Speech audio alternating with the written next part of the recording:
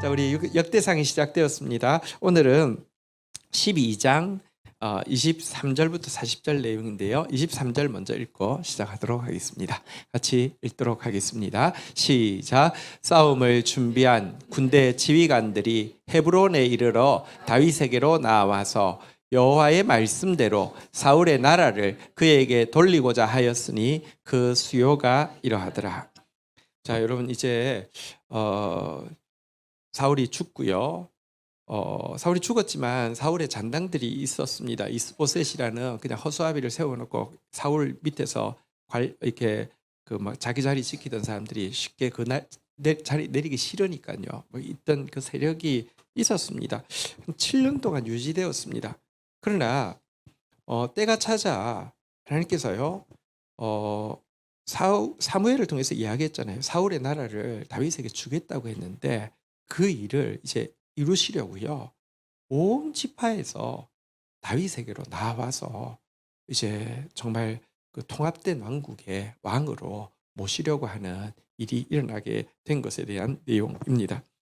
여러분 사실 이제 다윗이 어떤 의미에서 사울에게 쫓기고 있을 때 사울을 죽일 기회가 있었는데도 죽이지 않은 것, 인간적인 방법 안 쓴 거잖아요, 그죠?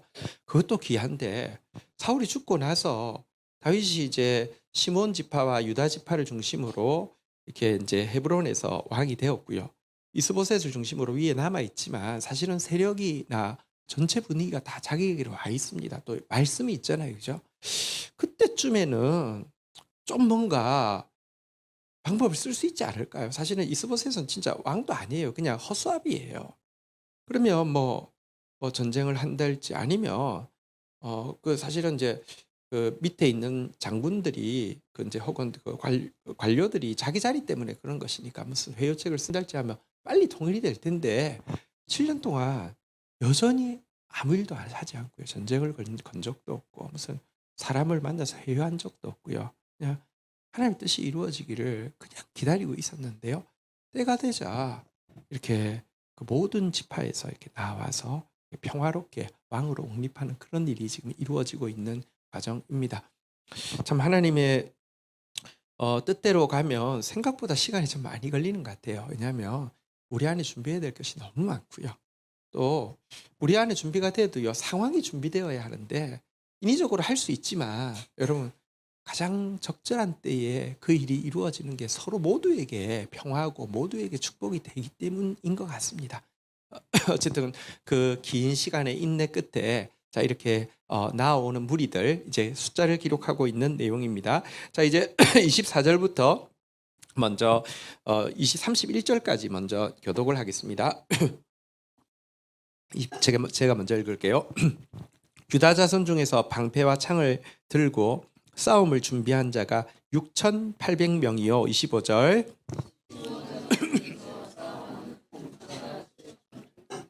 레위 자손 중에서는 4,600명이며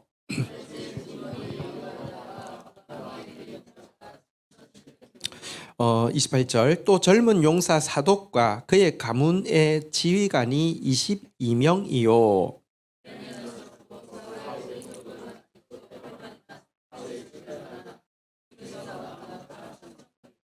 30절 에브라임 자손 중에서는 가족으로 유명한 큰 용사가 28,000명이요.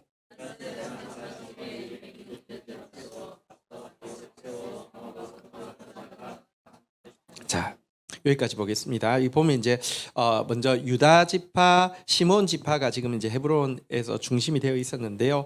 유다 지파에서 6,800명의 용사, 시몬 지파에서 7,100명의 용사가 이 시간에 참석했다 이렇게 생각하는데 생각보다 좀 작다, 그죠? 왜 이렇게 작을까? 나중에 한번 좀 생각해 보겠습니다. 그다음에 레위 자손을 보니까요. 우리 26절에 보니까 레위 자손이 4,600명이다 이렇게 되어 있습니다. 레위 자손이란 사실은 레위 지파의 자손 중에서 제사장 되지 못하는 사람들만 레위 자손이라고 보통 부릅니다. 자, 그럼 제사장 되는 사람은요. 27절에 보니까요. 아론의 집 우두머리 여호야다와 그와 함께 있는 자가 3,700명 이렇게 나오고요. 그런데 또 28절에 보면 한 번 더 나옵니다. 한번 같이 읽어볼까요? 시작. 또 젊은 용사 사독과 그의 가문의 지휘관이 22명이요. 이렇게 아론 전체적으로는 세 절 다 아론 지파인데 제일 첫 번째는 이제 성전에서 수종드는 레위인들, 그다음에 이제 제사장 지파에 대해서 이야기를 하고 있는데 조금 두 번 나누어져 있는 부분에 대해서 조금만 좀 설명이 필요해서 설명을 드릴게요. 여러분, 제사장은 레위의 아들 중에서 이 셋째 아들에게서 그 아들의 손자에서 아론이 나오거든요. 네, 아론의 아들들을 통해서만 제사장이 되게 했는데요. 아론에게는 네 아들이 있었는데요. 나답과 아비후는 다른 부를 바치다가 죽었잖아요. 그죠? 그래서 나머지 두 아들만 남아 있었는데요. 셋째가 엘르아살이고요. 넷째가 이다말이었습니다.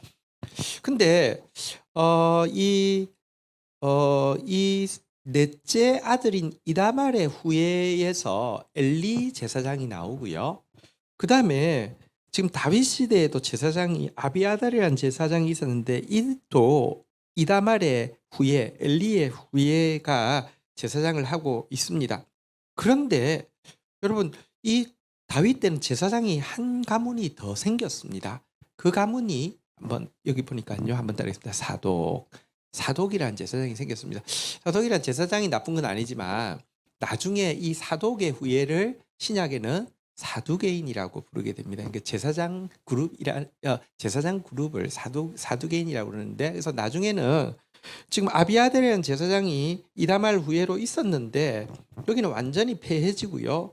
사독 제사장이 이제 그 제사장 가문을 차지하게 되는데 이 과정이 아마 여기 지금 이제 좀 과정을 있었기 때문에 역대상에서는 이렇게 좀 이야기합니다. 사실 보시는 대로 27절에 보면 워낙에 제사장 가문 쪽이 훨씬 숫자가 많은 걸 알 수 있어요. 사독 쪽은 세력이 굉장히 약한 걸 알 수 있어요. 근데 사실 엘리 때 범죄했기 때문에 너희 가문은 이제 겨우 일반 제사장으로서 그냥 밥만 먹고 살 것이고 권위는 넘어갈 것이다라고 예언했는데 그 예언하고도요 상당히 긴 기간 동안 그대로 유예시켜 주셨어요. 그런데 결국 이 엘리의 후손인 아비아달 제사장이 나중에 다윗 죽고 나서 솔로몬 때에 솔로몬이 아니라 이렇게 다른 자에게 줄 서가지고요 옹립하려고 하다가 그때 완전히 패해지고 사독으로 이렇게 가게 되거든요. 사실 하나님이 하신 말씀은 그대로 이루어진다는 것도 보여주지만 하나님이 하신 심판의 말씀도 그렇게 빨리 이루어지지 않고요 기회를 충분히 주는데 그럼에도 불구하고 결국은 이렇게 되고요. 약한 자도 지금 사독은 보면 되게 약한 자로 나오잖아요. 22명 남았으니까요. 그런데도 결국 하나님의 뜻에 있는 사람이 하나님의 이렇게 일을 하게 된다는 것도 보여주는 내용이었습니다. 어쨌든 여기까지가 유다, 시므온, 레위, 그리고 그다음에 이제 베냐민, 에브라임, 므낫세 같은 조금 이제 이름 있는 지파에서 나온 사람들이었고요. 자, 32절부터는 보면 좀 아웃사이더 지파에 해당하는 지파들에서 나온 사람들이 나옵니다. 한번 교독하겠습니다. 이사갈 자손 중에는 시세를 알고 이스라엘이 마땅히 행할 것을 아는 우두머리가 200명이니 그들은 그 모든 형제를 통솔하는 자이며 33절 읽겠습니다. 시작.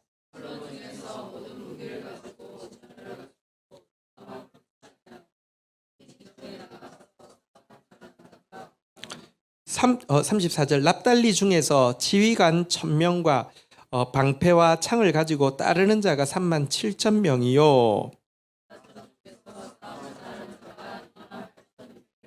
자, 36절 아셀 중에서 능히 진영에 나아가 싸움을 잘하는 자가 40,000명이요.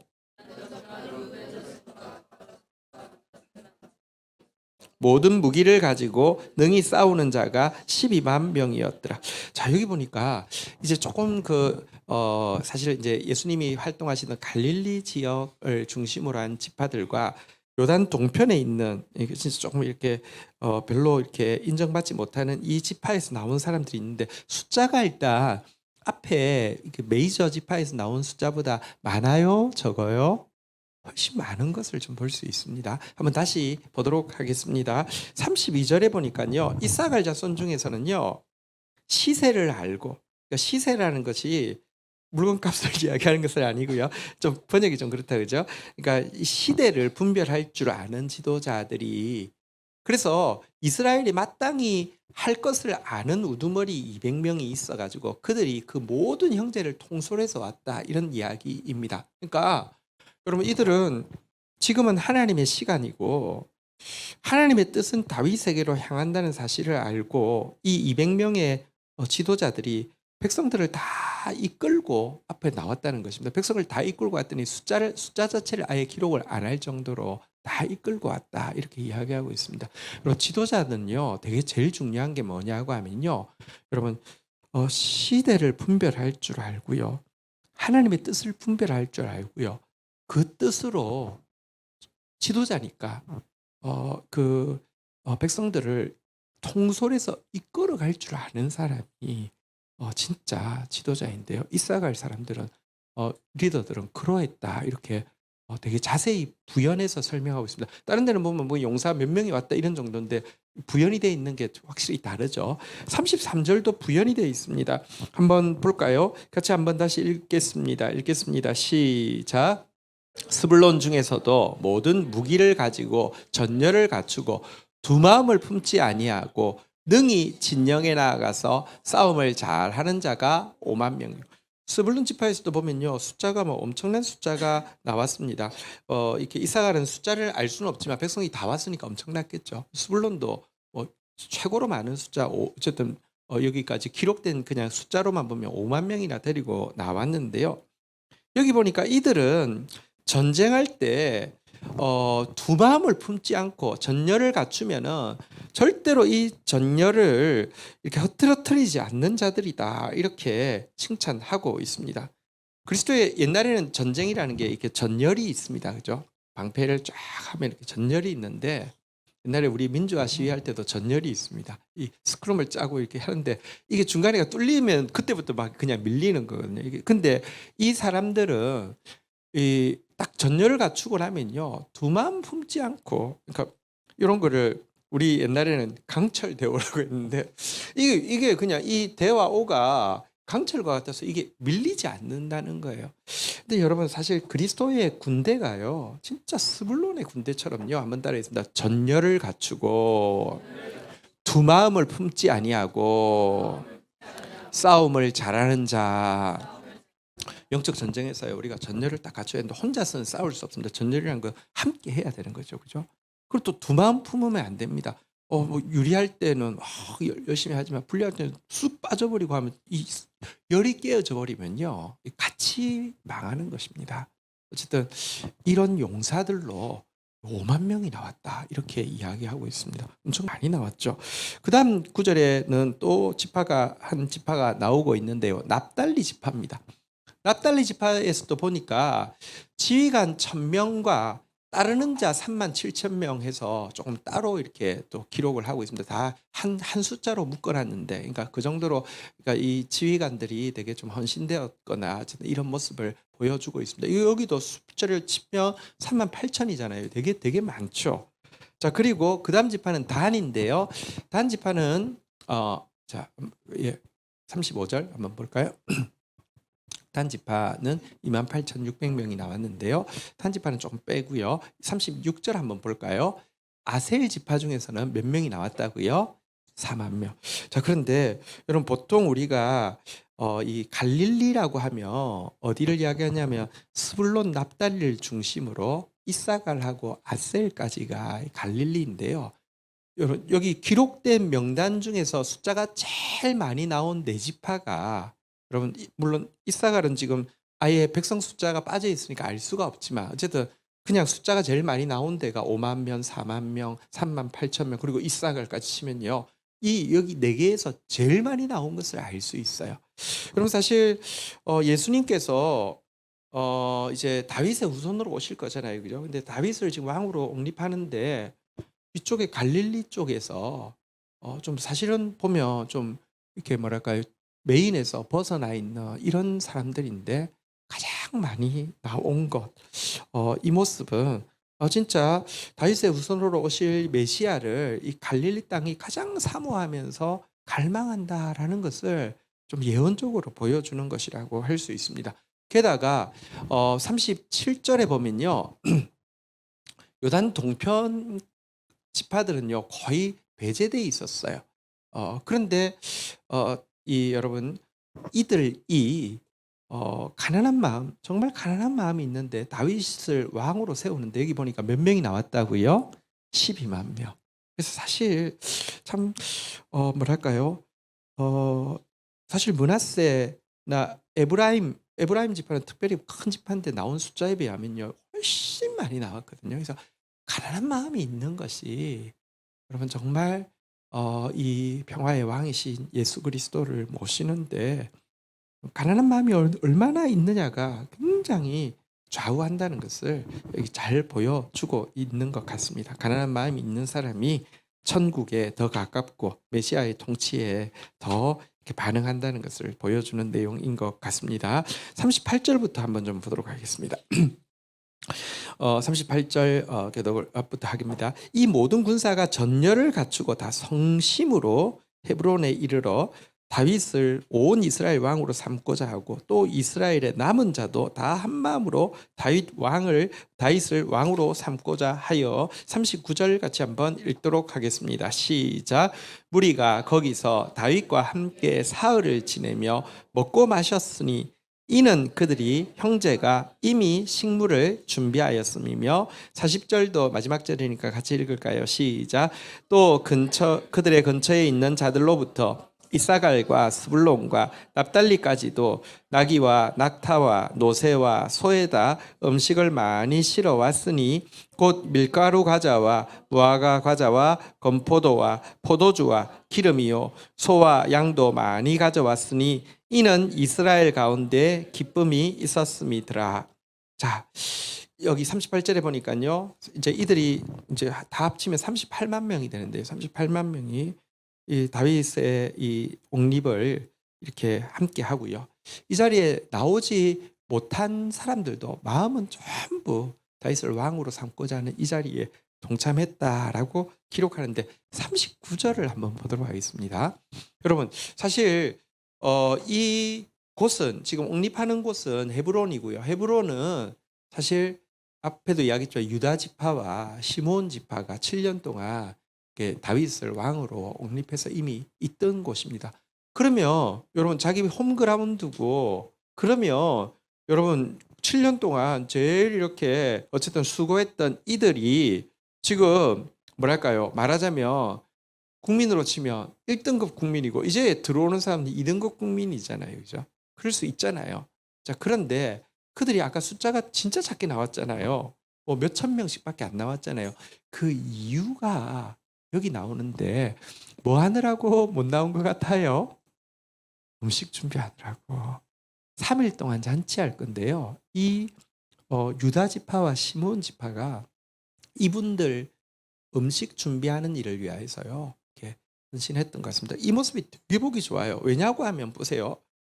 그 자리에서 너희들 다 저기 뭐 사울 잔당에 붙어 있을 때 우리는 이 다윗을 왕으로 모셔가지고 이러면서 막 진짜 어깨 막 이렇게 할 수 있고요. 게다가 나누어져 있지만 여러분 잔당이 붙어 있지만 지파 숫자로는 둘밖에 안 되는데 우리가 얼마나 힘이 있었는지를 보여줄 수 있는 또 이렇게 장소이기 때문에 군대 막 진짜 전부 동원해가지고 막 이렇게 하기가 쉽단 말입니다. 근데요 숫자는 완전히 빼가지고요. 그러니까 뭐랄까요? 막 이렇게 으스대는 이런 게 아니라 그 힘 가지고 뭐 했냐고 음식 준비해가지고 오시는 분들 3일 동안 포근하게 잔치하기 위해서 했던 이 모습이요. 하나님 나라가 뭐랄까요? 공로가 아니라 은혜입니다.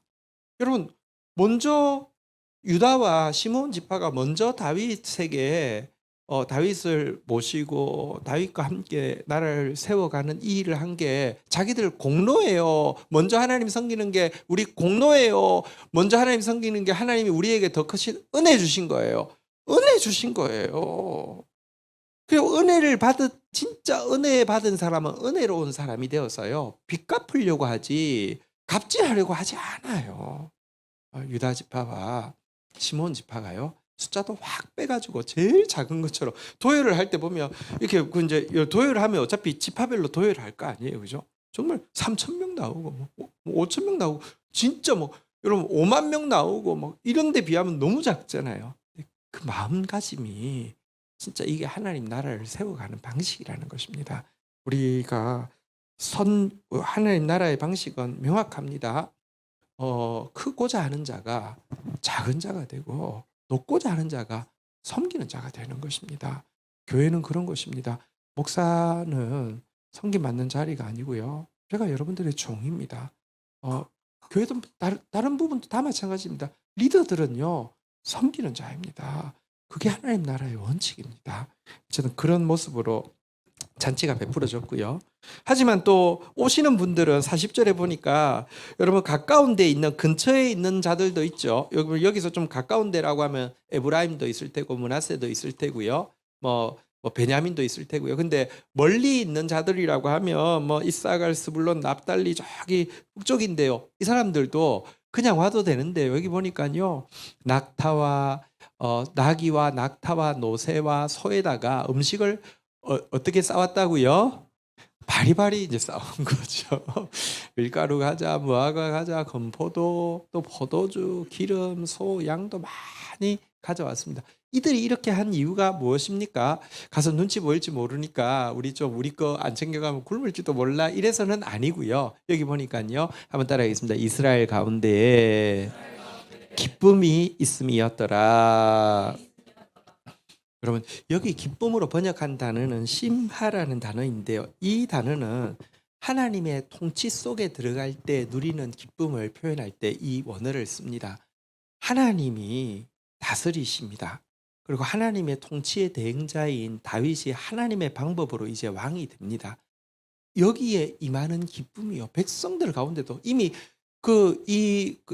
저기 옥립식을 위해서 출발하는 그 순간부터 막 기쁨이 넘쳐가지고요. 야, 이번에 안 가면 찍히면 어떻게 될지 몰라. 그러니까 막 이게 아니었어요. 출발할 때부터 막 기쁨이 있고요. 그 기쁨이 있으니까 뭐 어나운스먼트가 왔겠죠. 저희들이 어쨌든 뭐 최선을 다해서 준비할 테니까 먼 길 그냥 편안하게 오시면 됩니다 했는데도 기쁨이 있으니까 막 바리바리 싸들고 오는 거예요. 바리바리 싸들고 오는 거예요. 성도들 중에서 주일날 보면 바리바리 싸들고 오셔가지고 같이 막 나누시는 모습들이 있는데 참 진짜 너무 아름다운 모습이잖아요. 근데 왜 그러냐고 하면 마음에 기쁨이 있기 때문이거든요.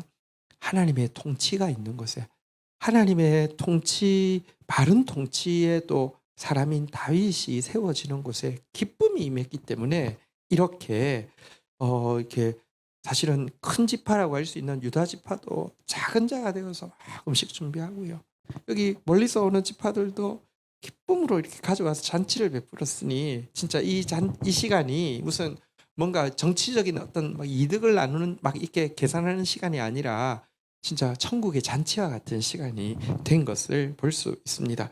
여러분 정말 하나님의 통치 속에 들어가면 기쁨이 있습니다. 할렐루야.